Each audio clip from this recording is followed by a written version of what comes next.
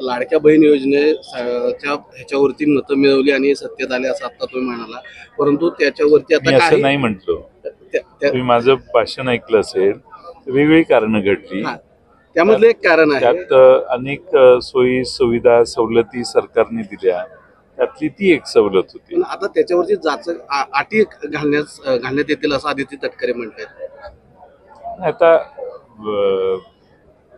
ज्या विधानसभेत मी भाषण करताना ही मागणी केलेली आहे की महाराष्ट्रात ज्या लाडक्या बहिणी आहेत त्यातल्या कुठल्याही बहिणीचं हे जे 1500 रुपयाचा जो दर महिन्याला मदत मिळते किंवा त्यांना सरकार देऊ करते, ती कुठल्याही महाराष्ट्रातल्या बहिणींचं कमी होऊ नये.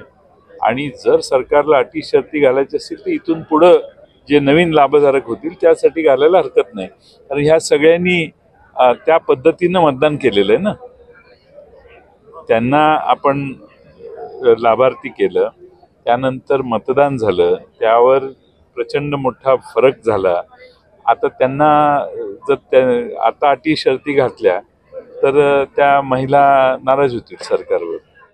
महाराष्ट्रातील ताज्या घडामोडी पाहण्यासाठी आजच आपल्या न्यूज 15 मराठी या चॅनलला यूट्यूबवर सबस्क्राईब करा. तसेच इंस्टाग्राम आणि ट्विटरवर फॉलो करायला विसरू नका. न्यूज 15 मराठी, आवाज जनसामान्यांचा.